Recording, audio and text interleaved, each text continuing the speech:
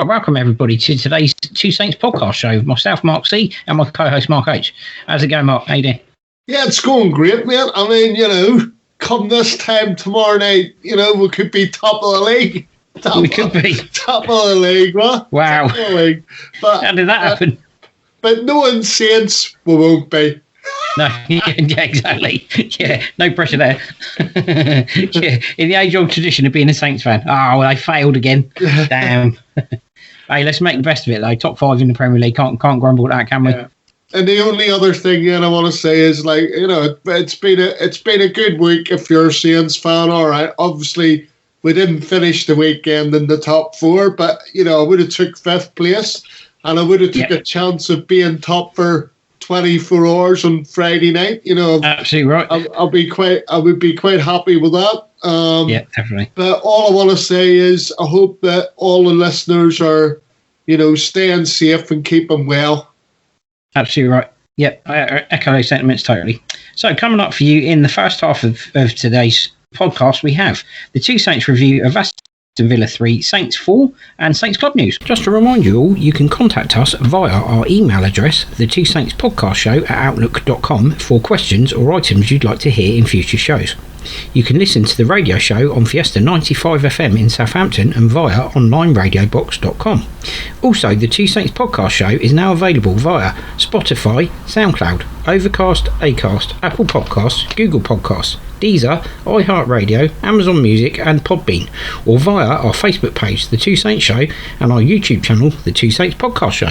The Two Saints Show is moving from the 12 till 2 p.m. slot on Fiesta 95 FM in Southampton and via onlineradiobox.com to the 1 to 3 p.m. slot on Thursdays from Thursday the 19th of November. That's on Fiesta 95 FM in Southampton and via onlineradiobox.com on the internet.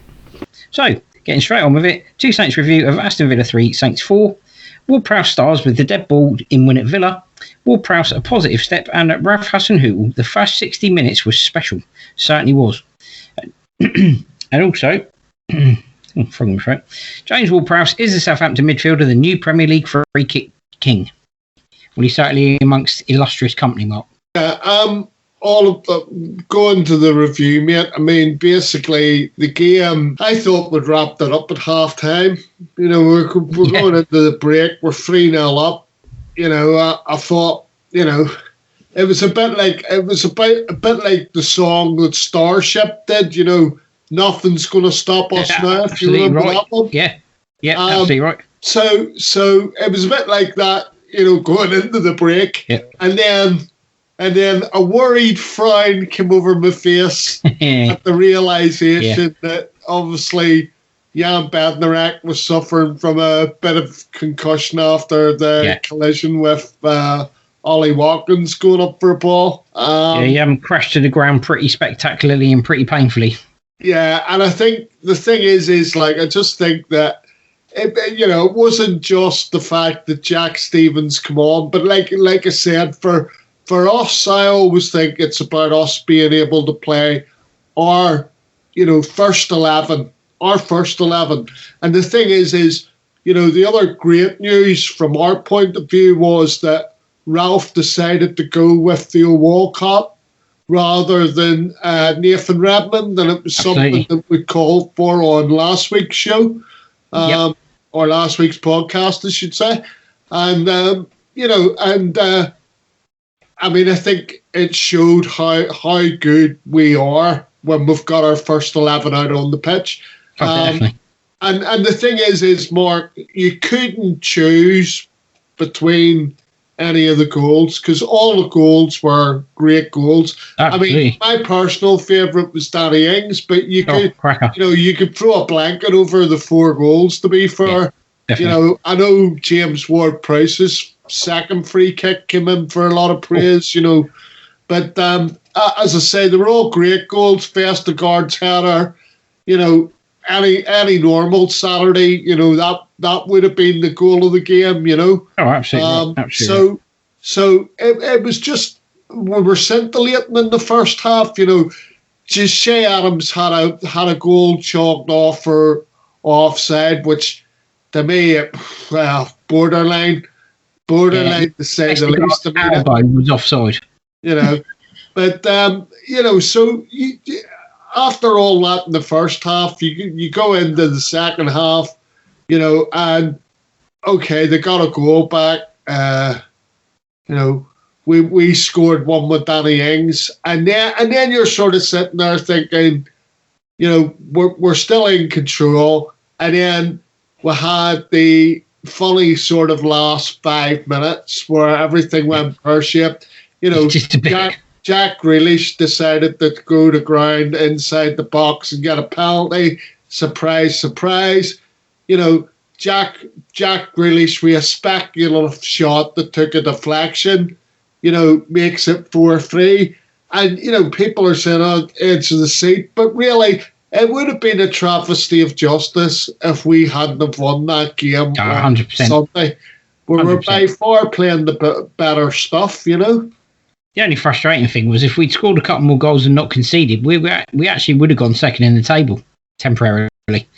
So that was a little bit frustrating. But, let's not be greedy. Thankfully, as Saints fans, I was just about to say, we're not greedy. Absolutely right.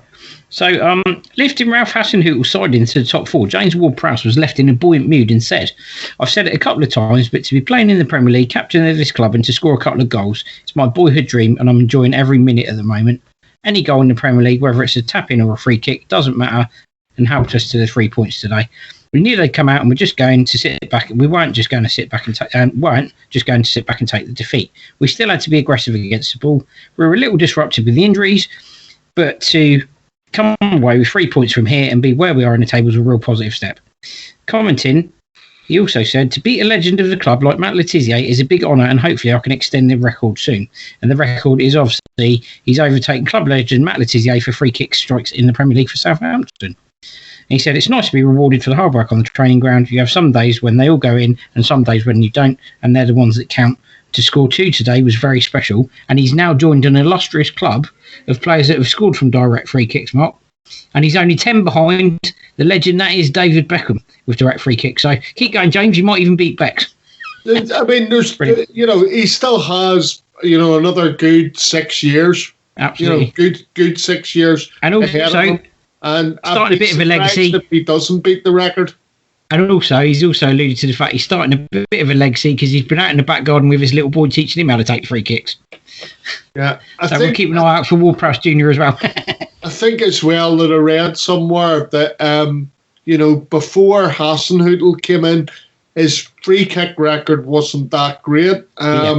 And I think it's 62 games under Hasenhüttl, something like that. Yeah. And he scored 10 goals. So that's not too shabby at all. For anybody, Danny Ings obviously as well. Danny Ings' record is actually phenomenal. It's 75 games and 36 goals, which is staggering. Absolutely phenomenal record. Well, he is a forward, but yes, I agree that it is a hell of a record. The other thing the stat that I liked of the weekend, Mark, there was loads of them flying about, but the one that sort of stands out for me is James Ward-Prowse is the first player in Premier League history to score 2 direct free kicks in the first half of a game of football. There you go. Don't get much better than that. There you go. What a way to celebrate your birthday as well. Exactly, Sunday just all fell right for him. I mean, it's like that. It makes up for the days when things go wrong when you have a day like that, really. And, it was. I've had a smile on my face all week about you and me both. About Sunday and about where we are and everything like that. I don't think we were the only ones actually. As good as it gets. That was how Ralph Hasenhüttl described Saints' performance in the first hour of their victory at Villa as he reflected on a memorable 4-3 win. He said, you cannot play better than what we have done in the first 60 minutes. It's a strong side we play against here. That's very clear. They had a fantastic start to the season. They have massive quality in the team, but we were absolutely strong, especially the first 60 minutes. If you want to go 4 up here, you must do something right, and with 1 disallowed goal too. You can't play better than what we've done in the first 60 minutes, and in the end, when you concede the first goal, you start thinking a little bit and it's normal. The legs are getting heavy and you're struggling.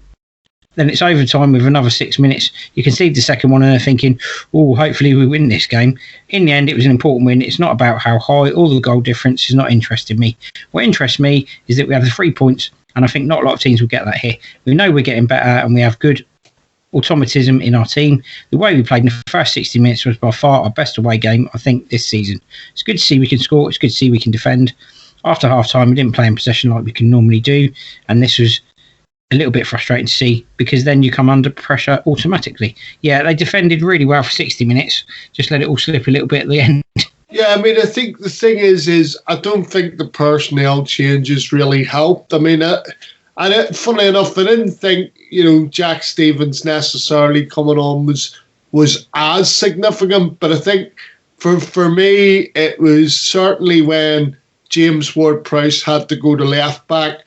You're losing a hell of a lot in the midfield, mate. And then obviously when Danny Ings is coming off himself, on top of the Bednarek injury at half time, it does show that, I keep saying it, for a team, for a team and club like ours, it's so imperative that, you have your first choice 11 out on the pitch every week. And we know that we're not going to have that week in, week out, So now Ralph has to earn his corn. But the thing is like with the changes, we lost momentum because obviously there was a little bit of loss in the midfield with James Ward-Prowse going to left back because of Ryan Bertram's injury.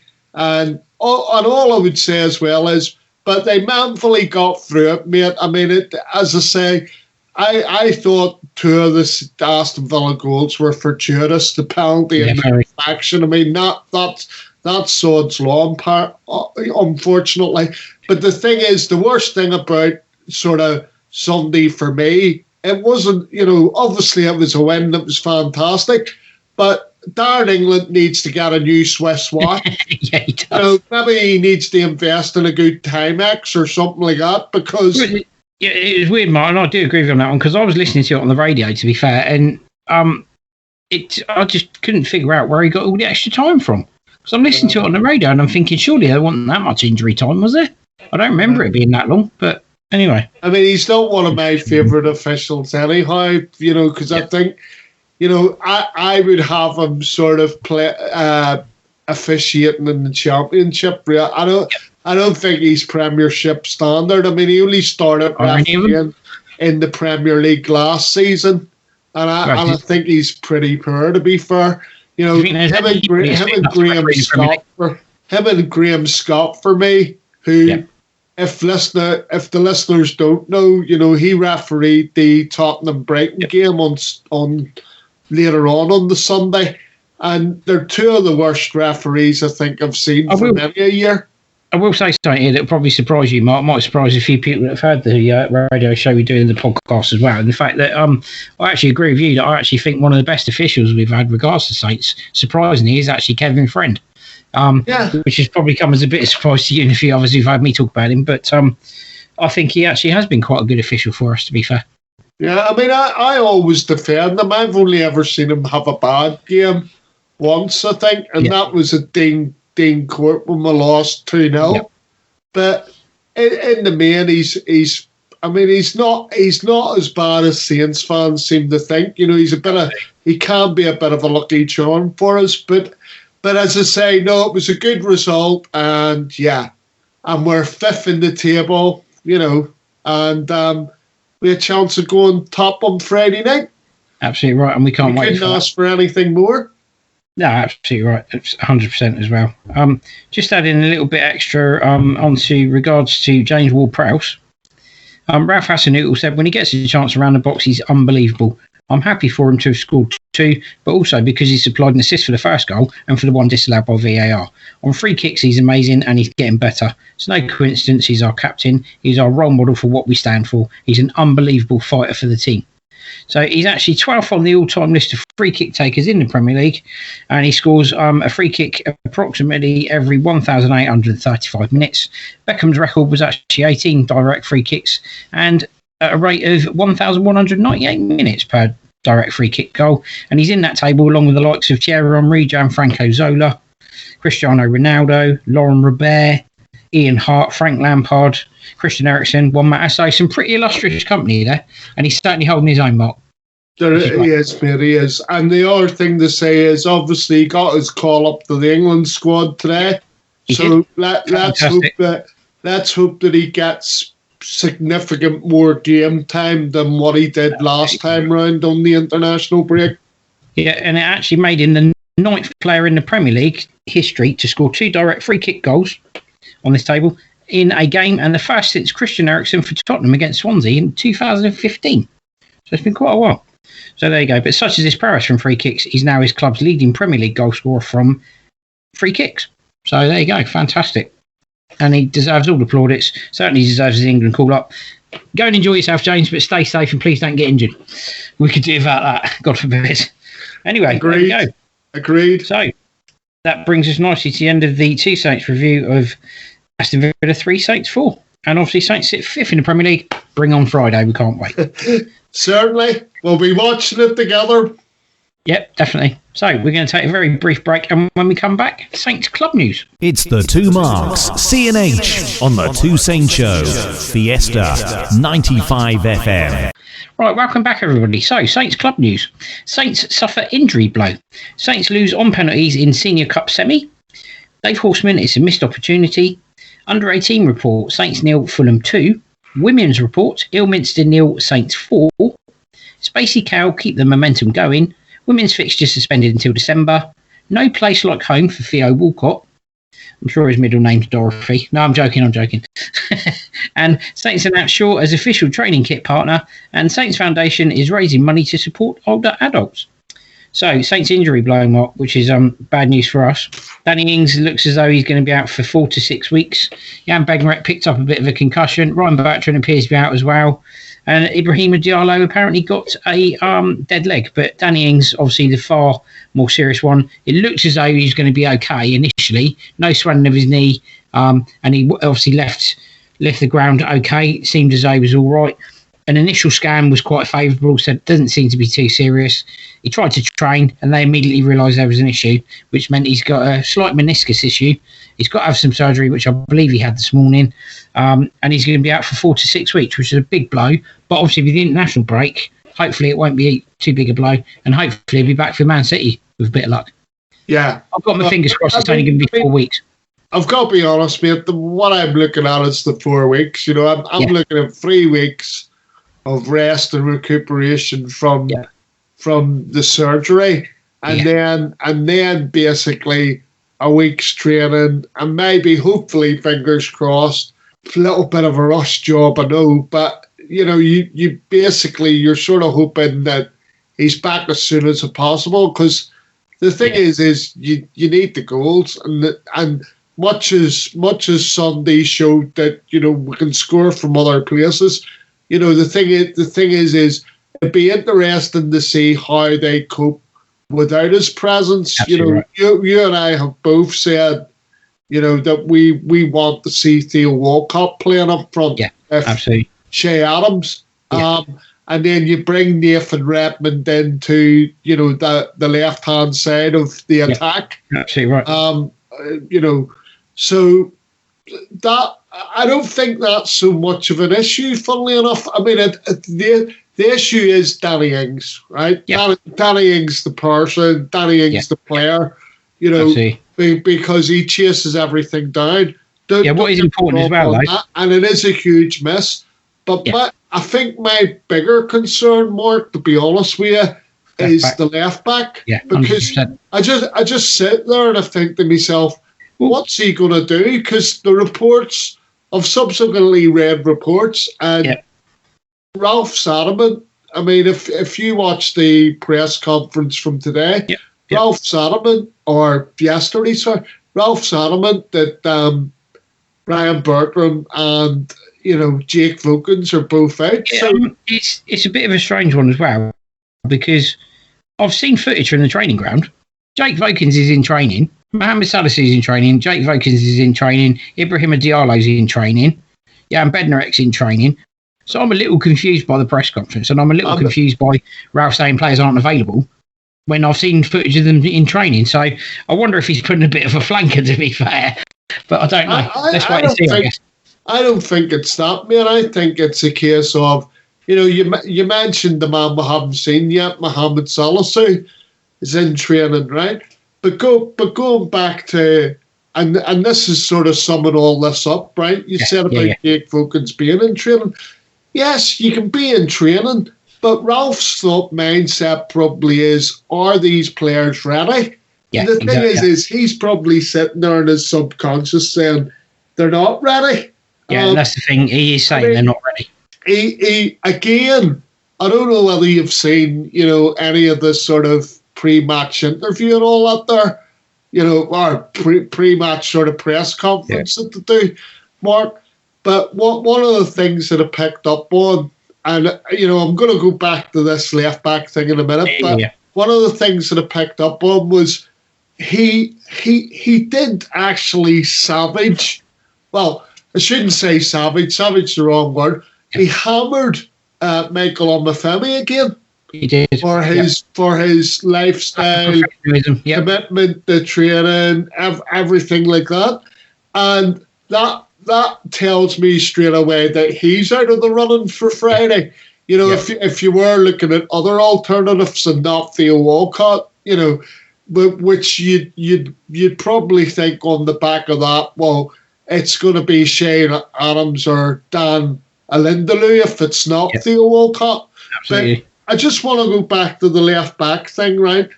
All I would say is, Mark, let's hope that we don't have a situation, right, that we had at Sheffield United last season. Absolutely. Right? Whenever Ralph decided to play Moussa Djenepo at it was either one of the fullback positions, right? And he really struggled. So let's hope we haven't got that sort of scenario. Let's hope that we've got someone, and I don't know who's left-sided that can play, on the left side of the defence. But I really, really hope that isn't James Ward-Prowse, because we lose so much in the midfield. Yeah, I don't think we can afford Diallo at the minute, he's really keen. You can see when he comes on the pitch, really keen to impress, but he's sort of running around a bit like a martyr because he wants to get involved, and he is trying. But I just sort of sit there and think to myself, is he ready? Is he actually ready for a full 90 minutes? Exactly. Yeah, absolutely right. Yeah, definitely. Well, I think we'll move on from there to the Southampton Senior Cup. So the Senior Cup semi-final, sorry. After an even game with very few chances, it was easily went through on penalties against Saints youngsters, winning the shootout 4-2 at Silver Lake Stadium. Not brilliant. Unfortunately, not a strong side, not that strong a side for the B team, Mark. I would have expected them to field a slightly stronger side with the opportunity of getting to a final. They obviously didn't do that. And Dave Horseman said it was a missed opportunity, but also said it was a very disappointing night. And he said, if I'm being totally honest, we didn't deserve anything from the game. If I'm being honest, we barely were at the keeper. We gave a group of boys who were low on minutes an opportunity tonight, and I don't think they took it. We'll be back in on Wednesday and we'll start again. We have to turn this round. And we're only going to do that if we stick to the identity we have in place and actually implement it properly when they get the opportunity to play. We expect much higher from the group. They've practiced the same as the other boys who play more regularly. This group played a friendly game against Bournemouth last week, and we thought we'd kick on from that. I thought Eastleigh came with loads of energy, thought they played in good areas. I thought they had a couple of quick wide men. They caused a few of our younger players a few problems because they've not really played against men before, or people who've played at such a good level as them. We would expect them to be able to find a way, and they didn't tonight. Well, I would have said play a stronger team if you were looking to progress, because you've made an immediate error by not playing a strong lineup. I'd argue, Mark. But the thing is it's a balancing act, isn't it? Our club, when we say B team, as I've said to you before, it's a core of 20 to 19-year-olds. That's your core playing, and in the league that they play in, they're playing against 23-year-olds and older. Exactly. Because you got sides like Derby in there, and they'll play players that are over 23, because I think you can play 3 or 4 players. Yep. That are over 23, it's the thing is like I don't get this thing about where he's saying, well, it's young boys coming up against men. Yeah. Even in the league system, to a certain degree, with certain clubs, you're going to come up against men, and that's a feeble excuse, because that says everything then that I want to hear from about 3 weeks ago when we got absolutely savaged in the Johnson's, I want to say the Johnson's Paint Trophy, but it's not. It's the Football League Trophy, right? And, and Northampton tore us a new one and beat us 5-0. And I'm hearing that from our manager. All I'd say to Dave Horseman is this. I understand that it's all about providing, the first team with squad players or first team players if they're good enough. You have to be top notch for me to be getting into the first team, right? Yep. And the thing is, Mark, as I've said to you before, what does it do for the confidence, even if they're not moving into the first team or first team squad, right? But what does it do for the confidence of those youngsters, right?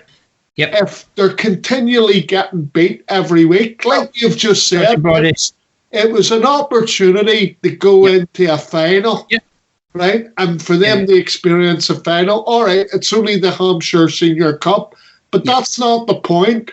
The thing is winning games of football breeds confidence.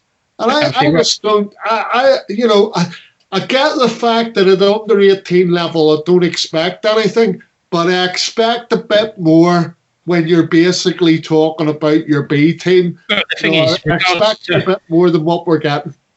Well, regards to the impact it has on confidence and morale and everything, if you look at the under 18s report, it's quite clearly had a negative effect because it was Saints 0, Fulham 2.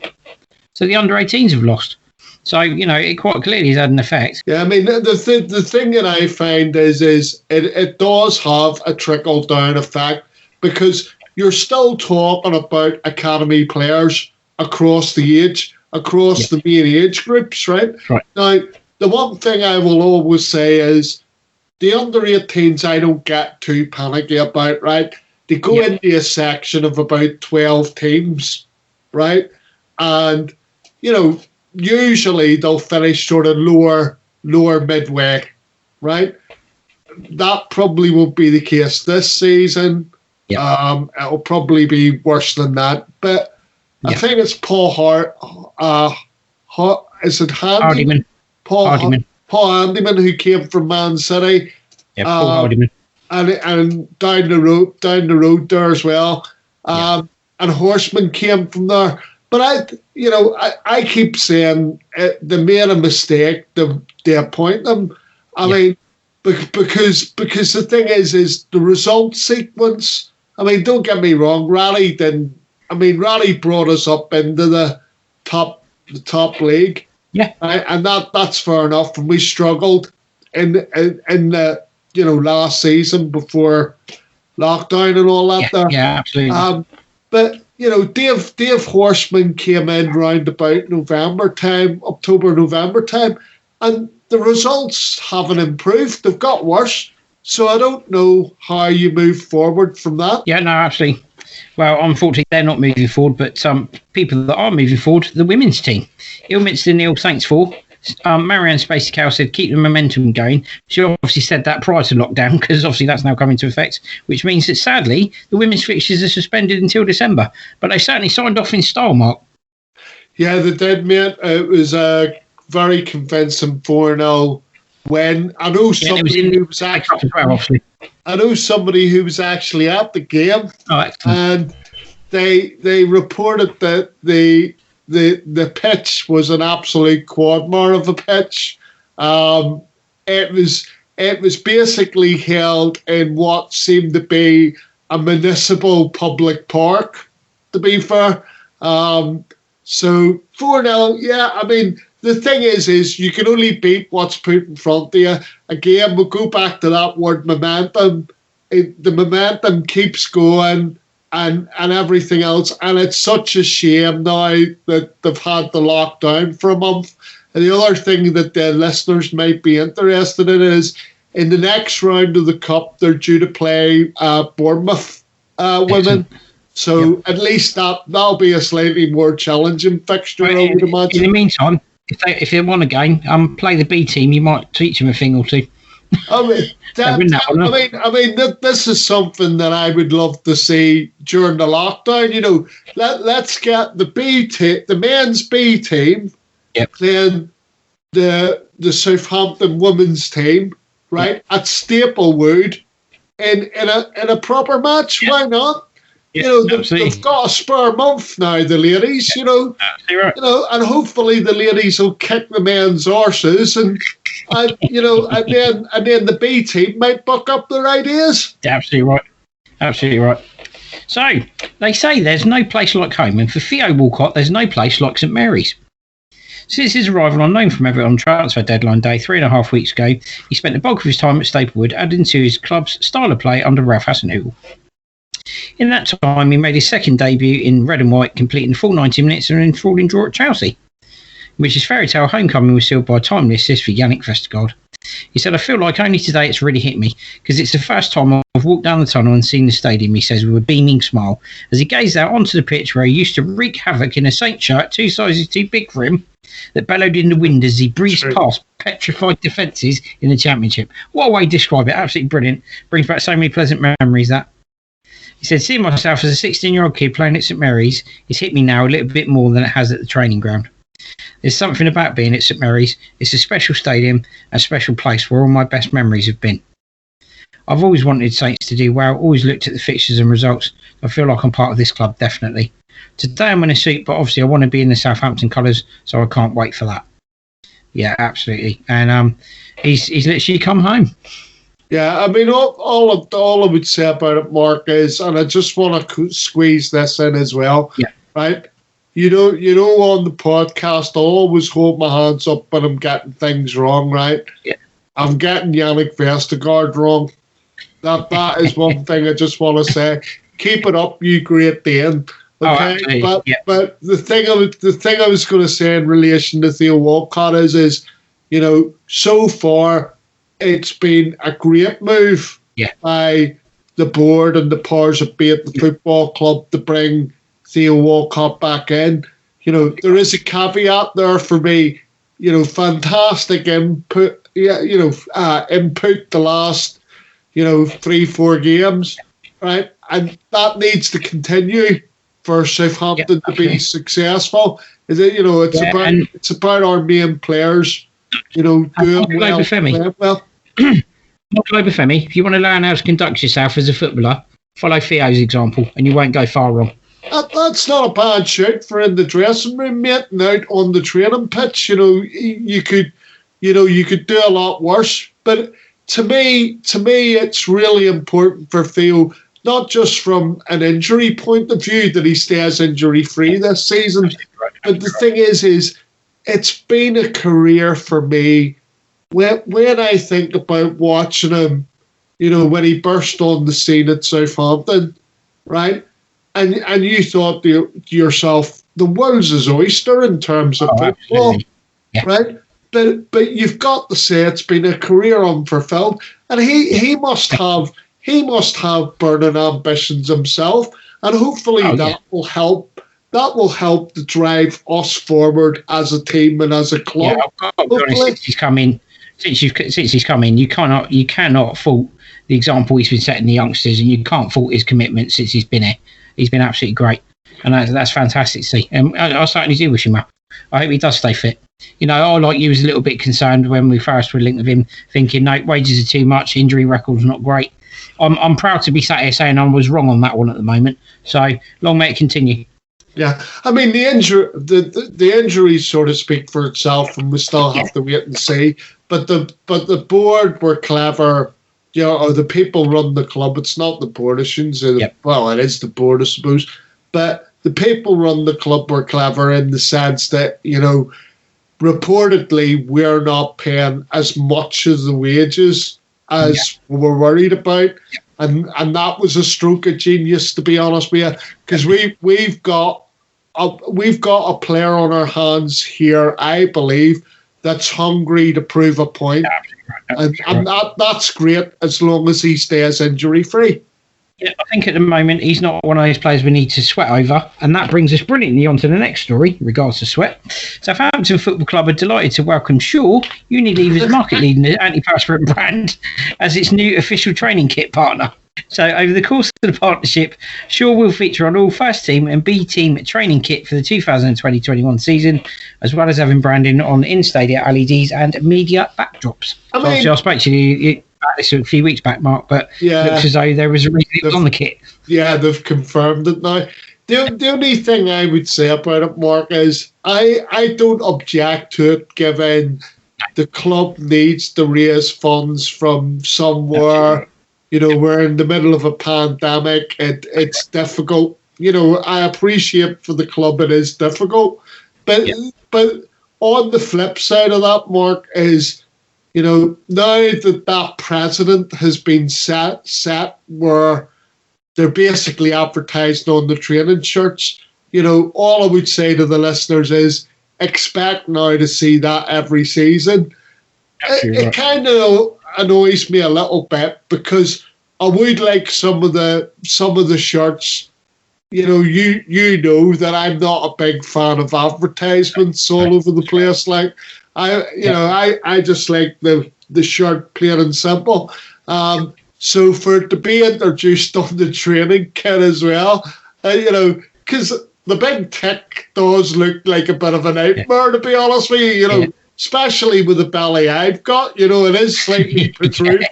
So, you know, but as I say, you know, all I would say is, you know, okay, fair enough, they've done it this season, but I would expect for it to carry on now well into future seasons, you know, which is a bit of a shame. Yeah. Anyway, moving on. Regards to raising money, Saints Foundation's raising money to support older adults by Saints Foundation Media. Our purpose, helping people fulfil their potential to be more involved, healthier and empowered members of the community, has stayed the same. However, the ongoing effects of COVID-19 pandemic mean we now need to revolve our approach to ensure that we continue to support our community and our city most effectively. Across the city, we work with those who need our support the most. Due to the pandemic, these are the same people who are being most affected. Yet a UN policy brief said prolonged periods of isolation could have a serious effect on the mental health of older persons, with older persons less likely to be digitally included. So the health team, we work with older adults across Southampton, helping them stay active and connected and supporting them to regain their independence, are bringing their 10-minute at-home exercise sessions straight to you every Monday, Wednesday and Friday at 11:45 on Voice FM. So it's a 10-minute movement programme for older adults to help keep fit, etc. All the support will continue over the next few months. And throughout the last 6 months, we've had invaluable support from our partners, including Southampton FC, National Lottery Charitable Fund, Coronavirus Community Sport and the Premier League. Due to restrictions put on us by the pandemic, we've still missed out on vital donations. We're aiming to raise £10,000 in order to continue this vital support into 2021. So I wish them all the best with that, and that's really fantastic.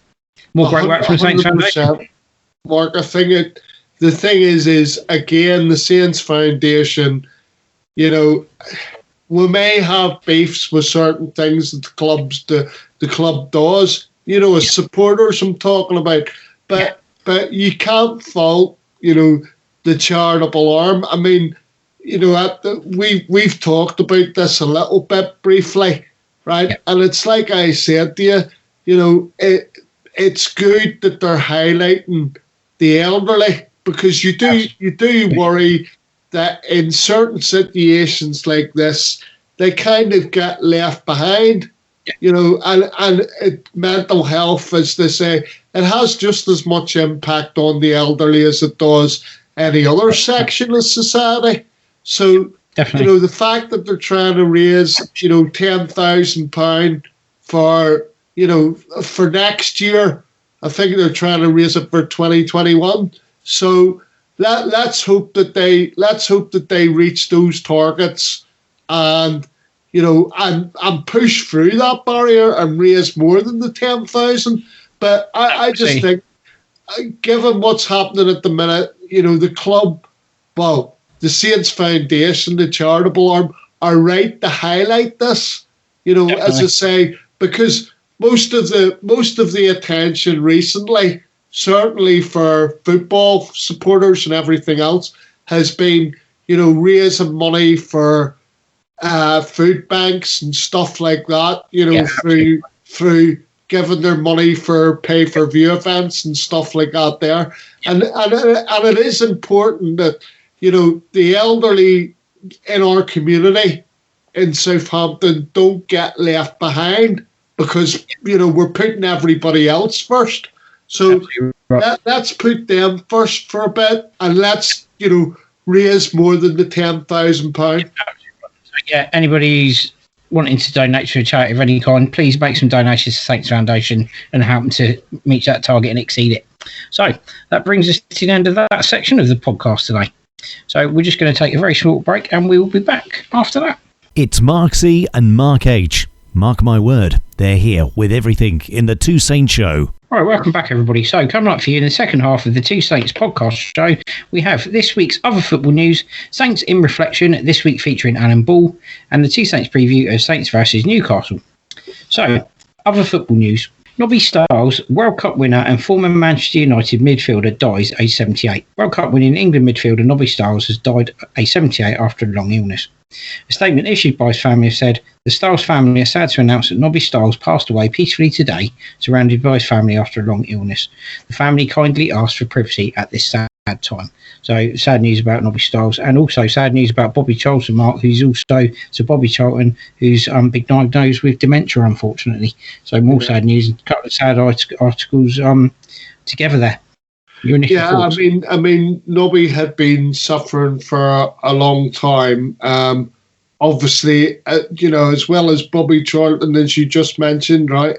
He had dementia, and he also suffered with prostate cancer. So, you know, it's sad, mate. I mean, all I would say is, you know, I hope the authorities are doing a lot more about dementia and heading to football and everything else that entails, and sorting it out and giving support and financial support where it's needed. The only other thing that, you know, I want to kind of say about everything is like, it's very sad about, you know, Bobby Charlton and Nobby Stiles. You know, as I said to you, they're both unique in the sense that both players are the only players to have won, you know, the European Cup / Champions League and been World Cup winners. You know, the only people in the country. So, you know, that's how significant these people were.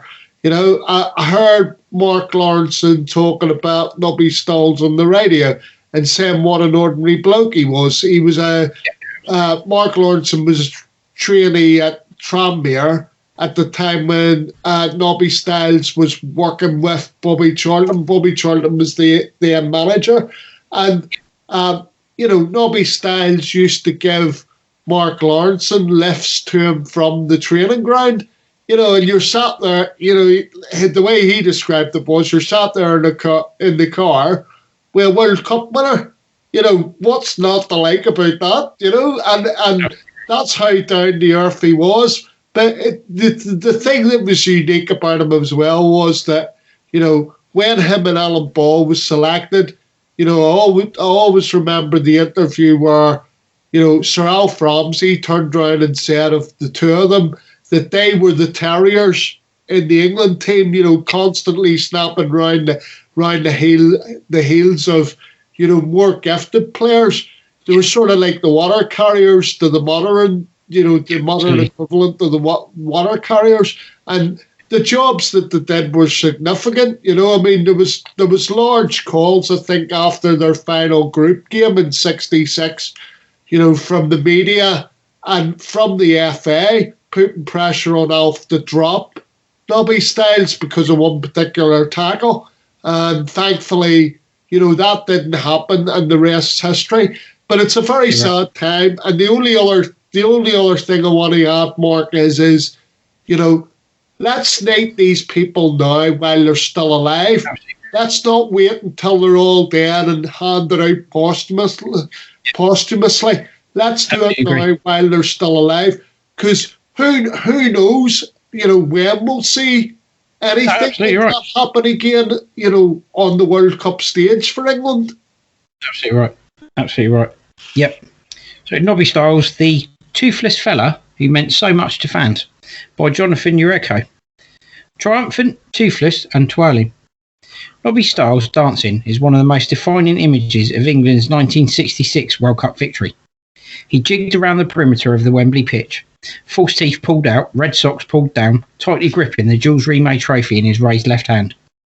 Stiles, who's died aged 78 after a long illness, endeared himself to an entire nation with those impulsive, now iconic, post-match celebrations.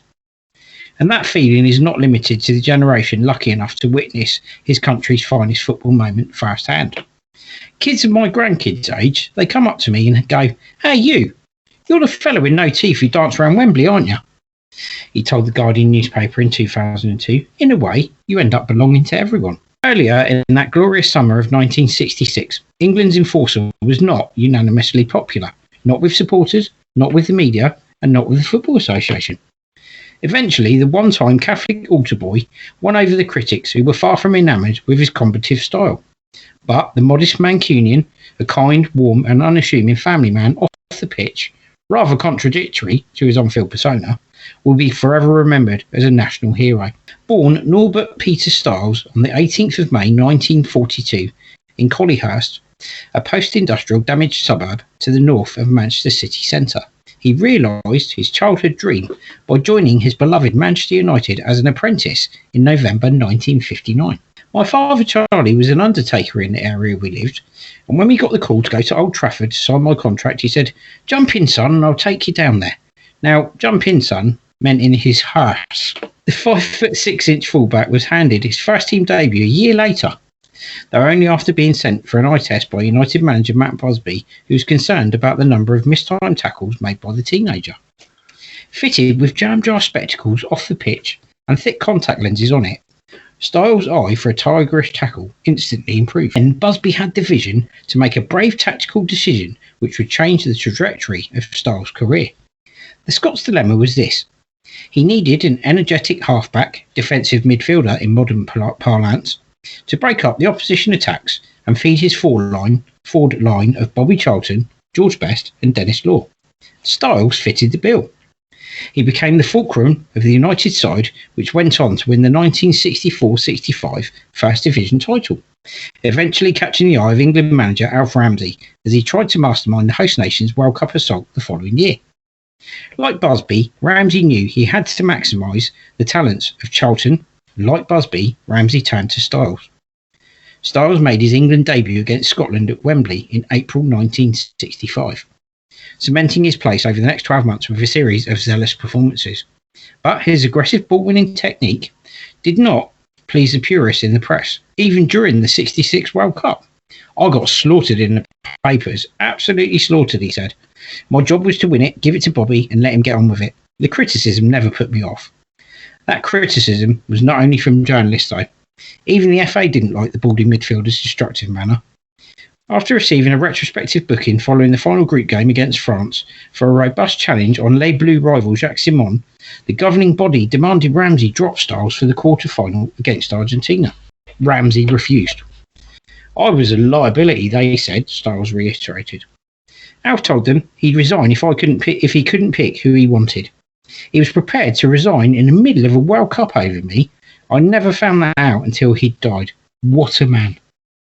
Ramsey's resistance was vindicated. Not only did Stiles help see off a hostile Argentina side, furiously described as animals by the usually polite Ramsey, he then nullified Portuguese superstar Eusebio in the semi-final as England reached the Wembley showpiece. Alf always called me by my full name of Norbert. Just before the Portugal match, he took me to one side and said, "Norbert, I want you to take Eusebio out," Stiles said. I replied, "Do you mean for the game, Alf, or for good?" Now, Eusebio might have survived, but Portugal didn't. and the rest is actually in English sporting history. Tenacious, aggressive, dirty, descriptions all given to Style. After all, he didn't earn his Toothless Tiger nickname for no good reason. But dismissing him as merely an enforcer would be a gross misjudgment. I remember asking Sir Ralph once about his 1966 World Cup team, former Man United manager Sir Alex Ferguson said. He said he had 5 world-class players and Nobby Stiles was one of them. A great reader of the game. Bobby Charlton always mentions that. A marvellous reader of the game.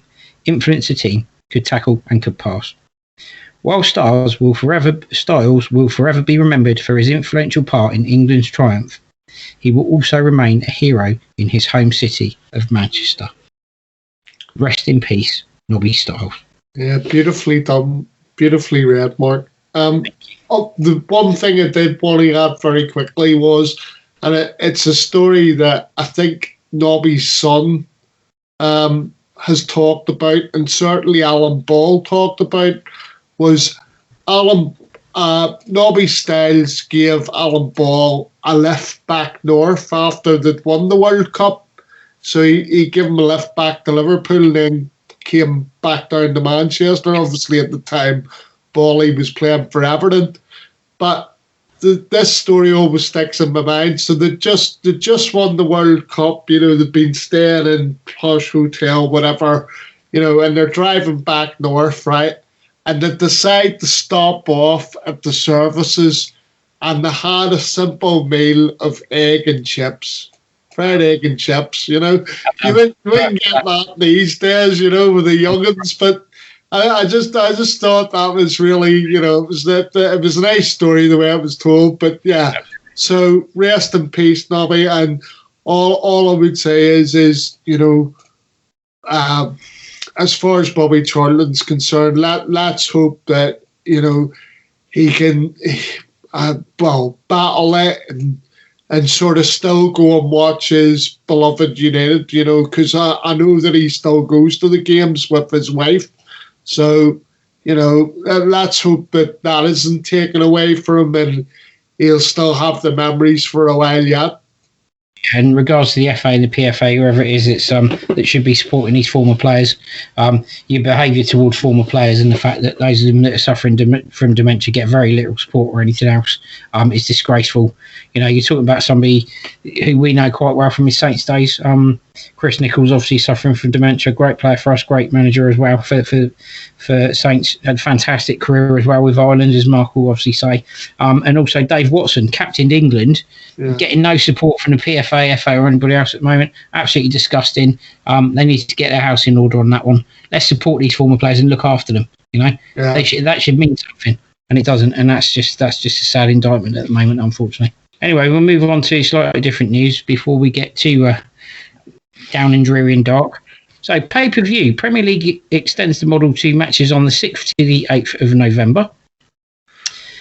Newcastle boss Steve Bruce says that the price is far too much.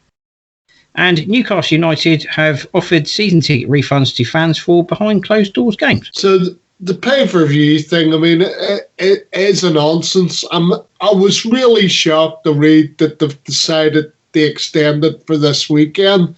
Apparently there was a meeting today, Mark, and it broke up with no decision having been made. Now, the likelihood is though it's now being reported that the likelihood is we're going to have the same scenario as we had in the first lockdown, and it looks like it might be continued to Christmas.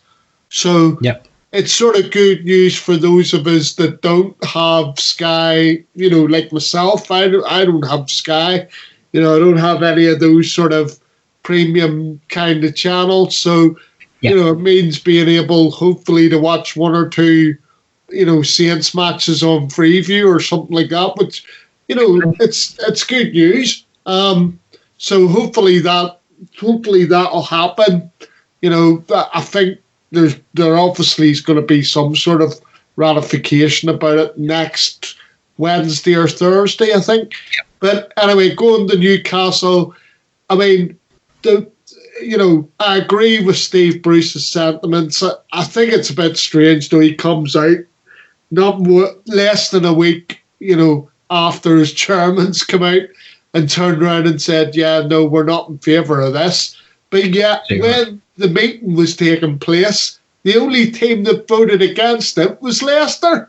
It's hypocrisy of the highest order. Why didn't these clubs, and I include our own clubs in this, our own club in this, Southampton, why didn't these clubs object at the time?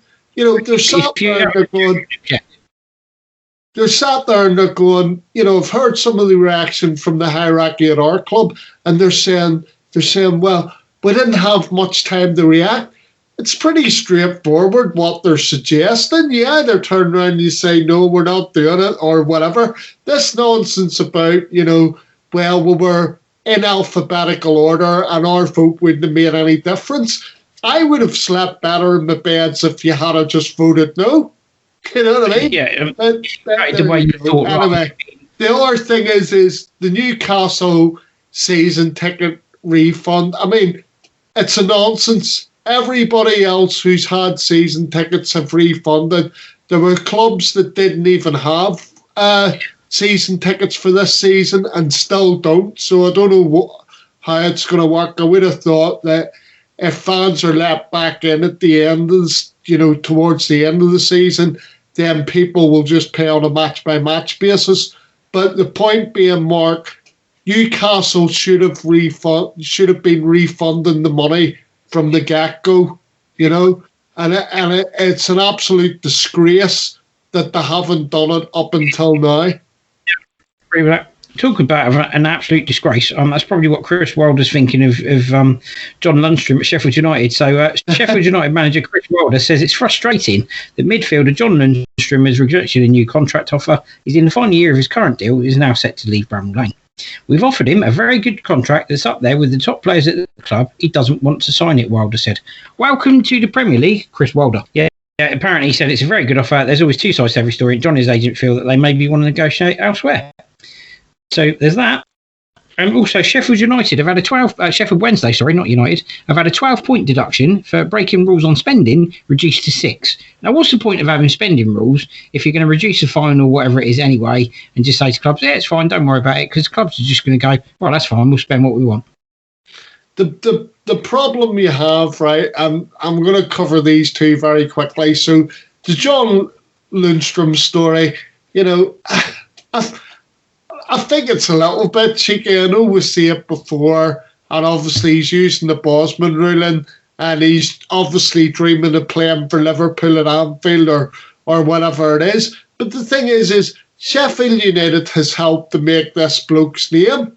Nobody'd heard of him before, and here they are offering you improved terms, and he's turning around and saying, all of a sudden, people know who I am. I can have my pick of whatever club I want. And Chris Wilder, he must be pulling his hair out, thinking to himself, we've given you the platform here. It's a little bit like when Saints buy some of these foreign players, right, and we develop them, and they become centre stage, and then all of a sudden they all want to move on to pastures new. But yeah, it's a bit of a shame if you're a Sheffield United fan, and I do feel for them because, us as Saints fans have had the rug pulled from underneath us by many a player who has come, with nobody has ever heard of them before, and then all of a sudden they're centre stage. They don't want to sign a new contract, or they want to move on to pastures new. There you go. The thing is right, as well, going on to Sheffield Wednesday very quickly, I mean, what's the point in having rules and regulations in place if these clubs, right, that have significant money can then challenge them in courts of law? Because obviously they would have appealed the decision, so it's gone through a review, a process, which I think the Football League probably would have been responsible for. But the thing is, Mark, even if they hadn't got their own way there, they probably would have done what Man City done and went the ACAS.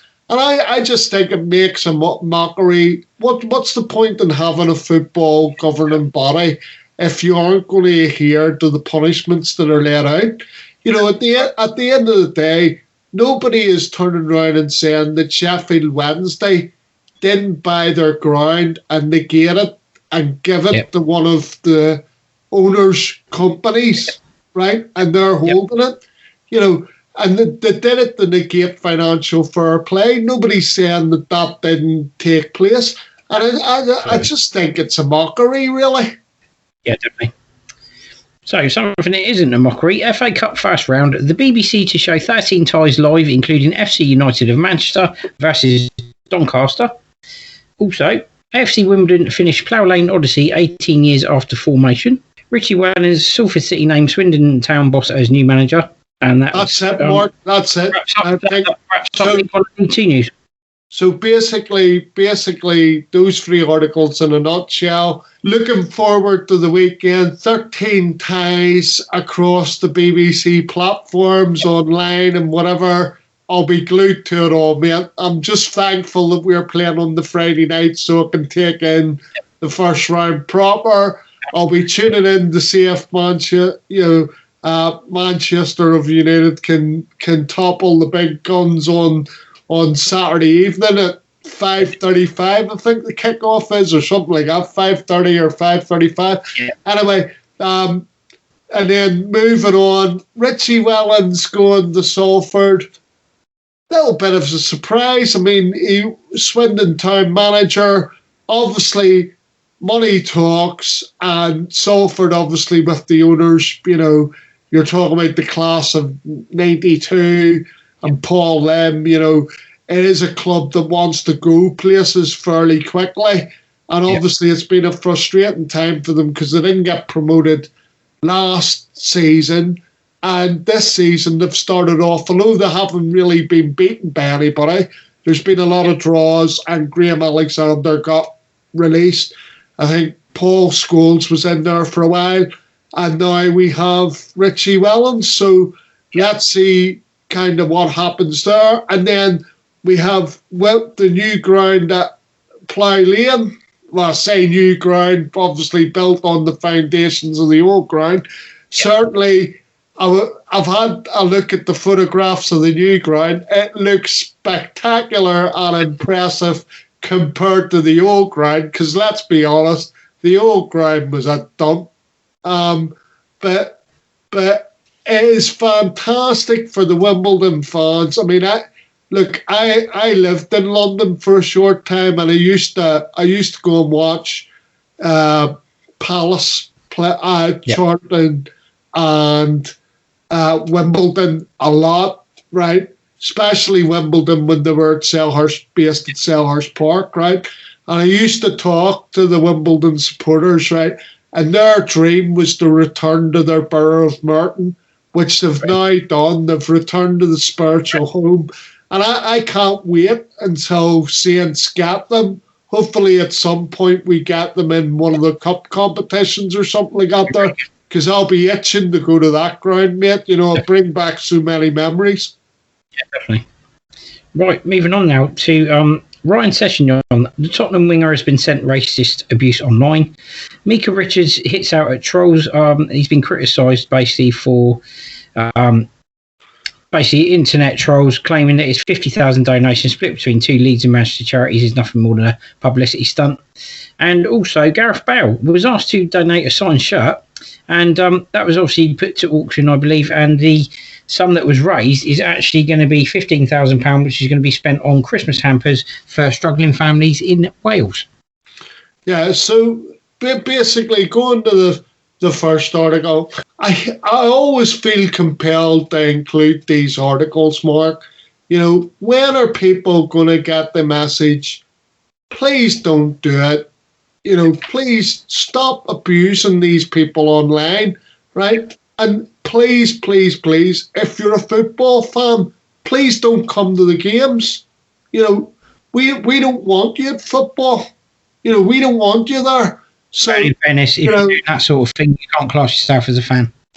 Exactly. But, all I think is like, at the end of the day, Ryan Sessegnon's quite young. I think he's out on loan at Hockenheim at the minute in Germany. And, it must knock your confidence as well. But the thing is it's not acceptable in this day and age, and it needs to stop. People need to grow up. You know, they need to get real. They need to, you know, people say education's the way, and I agree with that to a point. But there's also a way of conducting yourself in society and treating everybody as your equal. And until we get to that stage, there's always going to be a bit of a problem there, I fear. But the other two very quickly, I mean, Micah Richards, he donates 50 grand, right? The guy's just signed a new contract to do loads of media stuff. He's on Sky or BT or whoever it is. I know he does stuff for Radio 5 Live. You know, I think we've seen him on Match of the Day the last couple of Sundays, or Match of the Day 2 the last couple of Sundays, right? I mean, I actually really like him. You know, he laughs at himself, so he can be quite defacing. You know, and he laughs whenever people are being funny, and I kind of find him refreshing compared to a lot of the other football pundits who all take themselves very seriously. You know, Martin Keown, for example. But the thing is, the guys gave 50 grand to charity, and people want to knock him for it. What sort of society do we live in? But anyway, Micah, I just want to say we're supportive of what you've done, sure. And I'm particularly proud of what you've done, mate. You know, good on you for doing it. And very quickly, the Gareth Bale one, it's straightforward. As you say, it was an auction. He auctioned off the shirt. I think that he did his first press conference where you wear the shirt. Got auctioned off 15 grand going to, you know, underprivileged families, you know, to help with Christmas hampers at Christmas. You know, great idea, you know, in Wales, and hopefully as a consequence they have a better Christmas. So well done everybody all round. Right, that brings us to the end of that section on the podcast. So coming up for you next, we have Saints in Reflection, and this week it's going to be Alan Ball, and this was very kindly provided to us and recorded for us by Andy Bartlett, friend of the show. So coming up next, Saints in Reflection, Alan Ball, and when we come back from that, it will be the Two Saints preview of Saints versus Newcastle. So enjoy this Saints in Reflection by Andy Bartlett. Let's talk about Alan Ball, a player who I have always regarded as the once and future king of Southampton. When it comes to talking about great players, there's a very long list that you can choose from.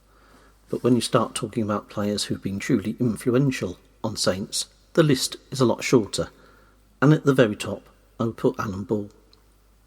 He joined the club in late 1976, when we were struggling to come to terms with life post the FA Cup win, and we were not having a really good time in the old second division. He came in, steadied the ship, and became effectively Lawrie McMenamin's representative on the pitch. The next season we were relegated, and then he helped establish us in the old first division, where he set a style of play that we've come to regard is our heritage. Exciting, fast-passing football. There was something of an urban myth that Lawrie McMenamy succeeded by signing players who are past their best and getting a bit more out of them. In fact, what he was really successful at was finding players who were still at their best, but were not appreciated by their current clubs. And that is exemplified by Alan Ball. The mystery is not why Alan Ball was a successful player for Saints. The mystery is why he ever became a Saints player at all. Remember, when he joined us in 1976, that was just 18 months after he had captained England to a crushing win over Scotland. Alan Ball first came to public attention in the 1966 World Cup final. It may be true to say that the winning of the game was based largely on the West Ham trio of Moore, Hurst and Peters. However, Alan Ball was clearly the engine room of that. If you ever get the opportunity to watch that game in full, then you'll be astonished by how Alan Ball runs and runs for the full 90 minutes plus extra time. Because Alan Ball is so synonymous with Everton, a lot of people tend to think that he was actually an Everton player when we played the World Cup final. In fact, he was still with Blackpool. He had made his debut as a very young player at Blackpool at the age of 19, and his rise to prominence was meteoric. He was an England regular at the age of 20 and was the youngest player on the pitch at just 21 for the World Cup final. However, at the time of the final, he was a Blackpool player. It wasn't until August after that final that he was signed for Everton for what was then a record fee of £112,000 paid by one English football club to another. Ball became part of what was known as the Holy Trinity of the midfield at Everton: Harvey, Kendall and Ball. And Ball often referred to the need for a midfield to have a buzzer, a cruncher and a spreader. And there's no doubt who was the buzzer in that team. Success came in 1970 when Everton just pipped Leeds to the League Championship. And it looked like Everton might have been set for a period of continued success. So it's rather a surprise when in December 1971 Alan Ball was signed by Arsenal, again for a record fee of £220,000. He was just 26 and surely at his peak. However, the success didn't really come for Arsenal. Ball's England career ran from 1965 to 1975 and achieved 72 caps. So it was rather a surprise when he was discarded by Don Revie after having performed so well as England captain. Alan Ball was in fact the last member of the World Cup winning side to play for England, although Ian Callaghan, who was in the squad, did make a rather lumbering appearance for Ron Greenwood a couple of years later. From being club captain at Arsenal, Alan Ball suddenly found himself surplus to requirements. You would have thought there had been a lot of teams queuing up to sign him, but in fact his choices seemed quite stark. It was either Hull City or Saints. And eventually in December 1976 he signed for just £60,000. Signing for Saints was something of a strange triple for Alan Ball because it was the third time in his career that he'd signed for a team that had just won the FA Cup. He went on to play 234 games for us, scoring 13 goals. Interestingly, he's also a handful of players to have played more than 100 league games for 4 different clubs. Alan Ball was certainly influential in that 1976-77 season, although he couldn't quite do enough to propel us to promotion. But he was very important in the development of the young Steve Williams, who was player of the season that year, and there are tales of Alan Ball shaking Williams by the neck in a game away at Hereford where he felt he wasn't performing as well as he should be. The 77-78 season was a triumph for Alan Ball. Promotion was secured and he was also player of the season. And personally he gave me one of my early highlights of watching Saints as he scored in the first ever away victory that I witnessed, 2-1 away at Mansfield on a very chilly Saturday afternoon in January 1978. The season following promotion, Alan Ball continued to play a very important role and he helped us to get to the 1979 League Cup final, where we were rather unlucky to lose to Nottingham Forest by 3-2. The next season also went very well for Saints, although it seemed that Alan Ball felt like he was running out of steam a little, and it was perhaps no surprise when in February he decided that now was the time to take a role as a player manager, and it was regarded at the time as something of a dream move when he went to Blackpool, accompanied by Ted McDougall. That wasn't actually Alan Ball's first try at management. His first go was actually when he managed Philadelphia Fury in 1978, when he actually managed Peter Osgood. Alan Ball, in fact, did very well in North America. In the summer of 1979, he helped Vancouver Whitecaps to win the North American Soccer League Bowl, and he was regarded as their most valuable player.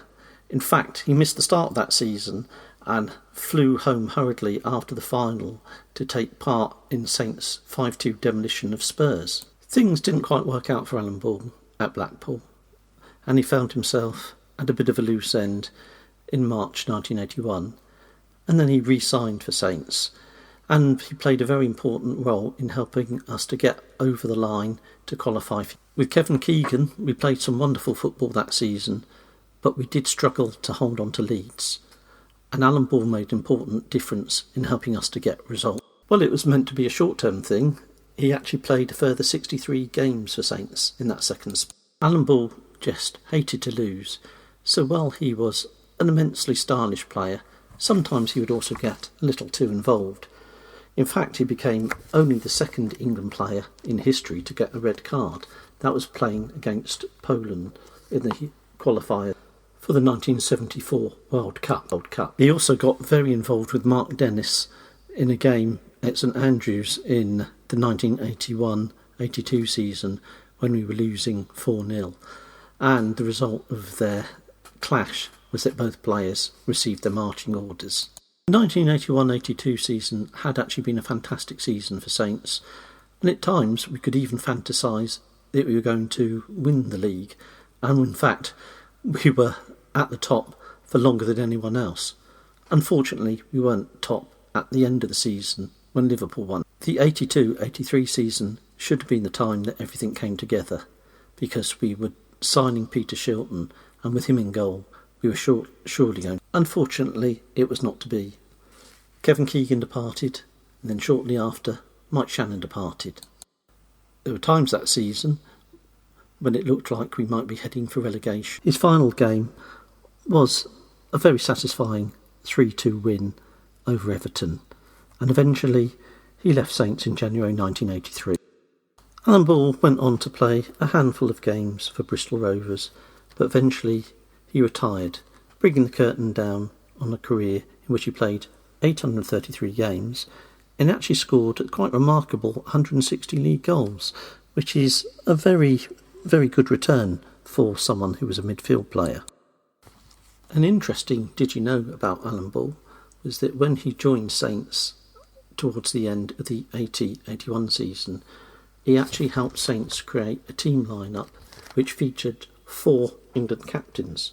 Alongside Alan Ball, there was Kevin Keegan, the current England captain, along with Dave Watson and Mike Shannon. For such a tremendous player, it's remarkable that he only achieved one domestic trophy, which was the 1970 League Championship with Everton.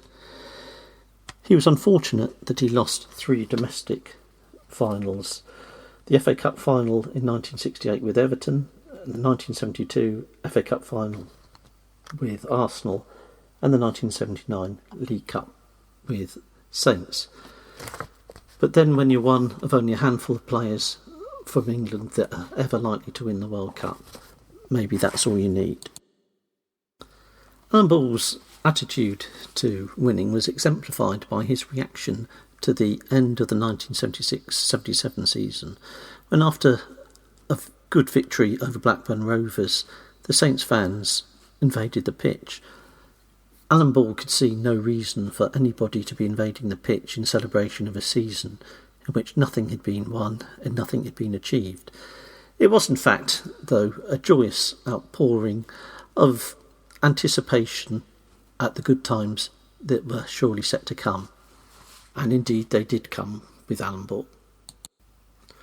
You can't talk about Alan Ball as a player without mentioning the white boots. At times where players think nothing of wearing fluorescent peak boots, it's hard to imagine the impact that a player who dared to wear anything other than black boots could have.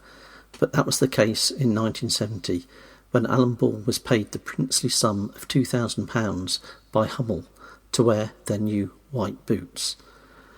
And it caused a major stir. There were some people who said that the boots should be banned. The interesting thing is that Alan Ball didn't actually wear Hummel boots. He couldn't get on with them, so he had ordinary Adidas boots painted white, which worked very well apparently until when he was playing in wet weather and the paint came off. There was no doubt that Alan Ball was going to go into management. In fact, his father had been a manager, Alan Ball Sr., in the lower division. His initial go at Portsmouth was in fact very successful and eventually led them to promotion, but couldn't keep them up and was eventually let go. His next stint was at Colchester as assistant to Jock Wallace, and then eventually he moved on to Stoke, where he was assistant to Mick Mills before replacing him. That didn't end at all well, and Stoke City fans will regard Alan Ball as one of the worst managers they ever had, as he took them to the old third division, which was a new low for them at the time. In 1991, Alan Ball pitched up at Exeter, and maybe if there'd been no Ian Branfoot, then Alan Ball might well have finished his managerial career there, because certainly his performance at Exeter would have not got him a job at any other Premier League team apart from Saints. But when we called on him in January 1994, we were in desperate trouble. Alan Ball mainly benefited from the fact that he wasn't Ian Branfoot, and he knew enough that all he had to do was to get Matthew Le Tissier to play, which he did exceptionally well. We survived thanks to that last gasp 3-3 draw at West Ham that season, and the next season, 94-95, we actually finished quite a creditable 10th, again helped largely by Alan Ball just letting Matty get on with it. But he also did make some very astute signings, one of which was Ronnie Eklund. Now, it probably shows something of the standing that Alan Ball held in world football at the time, that he could go to Johan Cruyff and ask if he could have one of his reserves on loan. Ronnie Eklund was an absolutely fantastic player, but one of those examples of a player who shines very brightly, but perhaps not for too long. We were looking confidently forward to the 95-96 season, and then came the bombshell that Alan Ball was leaving for Manchester City. It was something we could hardly believe. He surely had his home at Saints, and he could have been Saints manager probably for as long as he wanted. I think it probably came down to something of a misunderstanding. The Saints board thought they were doing the right thing in allowing Ball to talk to Manchester City, because it wouldn't have been right not to. Ball seemed to think that it was something of an affront, and that letting him speak to Manchester City indicated that he wasn't wanted. It didn't work out either for Saints or for Ball or for Manchester City, because they were relegated at the end of the 95-96 season, and 3 games into the next season Alan Ball walked out. That wasn't quite the end of his managerial career. He did actually return to Portsmouth in January 1998, and he did perform a minor miracle in keeping them up. However, there was a bit of a falling out with the new board that was coming in, including Miller and Mandarich, and he was let go and retired in 1999 at the age of 54, and that made him the last of the World Cup winners in management. Sadly, Alan Ball never found a role in football after that. I always thought at some time he might be invited back to Saints, even if it was only just as an ambassador. But that rift was never quite healed.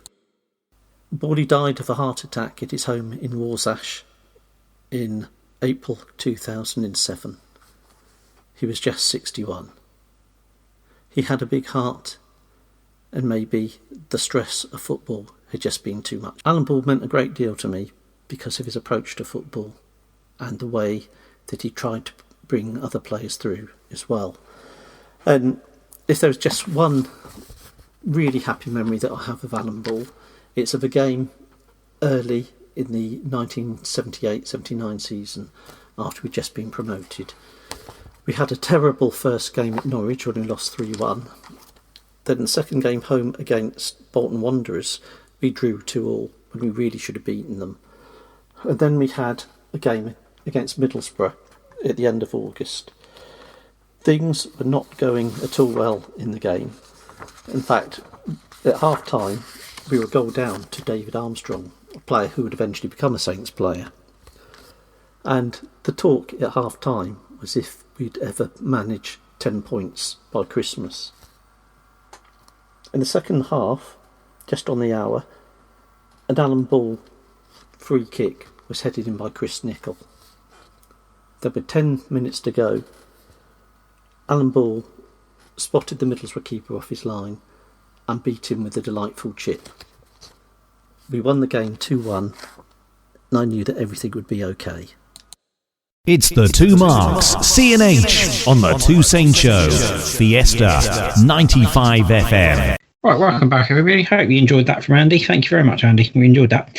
So, last time out, this was the Two Saints preview of Saints versus Newcastle United. So, last time out, Sunday the 8th of December 2019 in the Premier League, Newcastle 2, Southampton 1. Goals from Shelvey on 68 and Fernandes on 87 wraps up the points for Newcastle, split by a Danny Ings goal on 52 minutes. And in the reverse fixture, it was Southampton 0, Newcastle 1. Red card for Moussa Djenepo in the 28th minute, which paid any hopes of Saints getting a result there. And Alan Saint-Maximin for Newcastle in the 79th minute sealed all the points for them. And Newcastle this season have actually brought in, regards to transfers, so the big transfers into Newcastle were Jeff Hendrick from Burnley on a free transfer, Ryan Fraser from AFC Bournemouth on a free transfer, Callum Wilson from Bournemouth for 20 million, and Jamal Lewis from Norwich City for 15 million. So, moving on from there, Saints could go top of the Premier League on Friday, but James Ward-Prowse says it's a long season, and he's absolutely right. He said, we know it's a long season, that's pretty much all he had to say on that one, and also, we've got our identity back, he says. So, there we go, Mark. Yeah, I mean, where do you start on this one? I mean, the thing is there's so much at stake, and obviously injuries is a bit of a knockback. I mean, I know where you're going. When we did the radio show, I said 3-1. I'm worried that it's going to be a draw, to be honest with you. But I'm still going to stick my neck out, and I'm going to say 3-1, and I'm going to let you say what you want. Yeah, I'm going for 2-1. I know. But as I say, Mark, I just... The main thing that concerns me is, obviously it's concerning Danny Ings is out, but the real problem that I think that we have is that left-back slot, because I don't want to see round pegs and square holes. I don't want to see that. You know, we had that early season last season, and it turned into an absolute shambles, you know? Yeah. So James Ward-Prowse was asked why he celebrated with a shadow golf swing in the last game. And he actually explained that it's almost like a double reason, really, the midfielder explained. He said, my little boy's crazy into golf, so I said to him this morning that I'd do that. And also, I was supposed to play golf with Ingsy next day. He actually ended up not playing with me because he had other plans. So the celebration wasn't really for him in the end. And he was asked how good his golf game is, and he said, it's not too bad. Obviously, the weather's killed it a little bit now. Yeah, and unfortunately, not having a left-back could well kill Saints' chances against Newcastle. But I'm actually going for 2-1 to Saints because I think we've got enough about us to actually get a result. So I'm thoroughly looking forward to seeing that and seeing us top of the Premier League. But you're absolutely right, Mark. I think left-back is definitely an issue for us. And, you know, it'd be interesting to see who's brought in and where. I mean, I'd quite like to see front with Shea Adams and Redmond one side and Armstrong the other, because I think as a four, that'd be a really good attacking unit and should still carry enough threat to get us a result. Agreed, mate. Hopefully, the thing is the attacking unit on Friday night really needs to turn up to make sure, you know, that it's allowing for other deficiencies, i.e. the left back slot. And I know Danny Ings is a big miss, but like you said, I would hope we are front four. You know, Nathan Redmond, Stuart Armstrong, you know, obviously Shea Adams and Theo Walcott. I mean, I'm still pinning my hopes that Theo Walcott gets that striker berth. But, you know, hopefully that will be enough for Newcastle to have to handle, because I think they will come and try and defend and hit us on the break. And as long as we're ready for that and we'll have, you know, we'll go out and we attack the game on the front foot, you know, because the thing is let's go out and win it. Let's go to the top of the table. Right. And let's see what the rest of the weekend holds then. And yeah, so 2-1 for me. Come on, Saints, get the points for us. Get that win and let's go top of the Premier League. That would be fantastic. What a way to start your weekend that would be. So all I want to say then is to the listeners, thanks for listening. Thanks for taking the trouble to listen. And, until next week, take care of one another.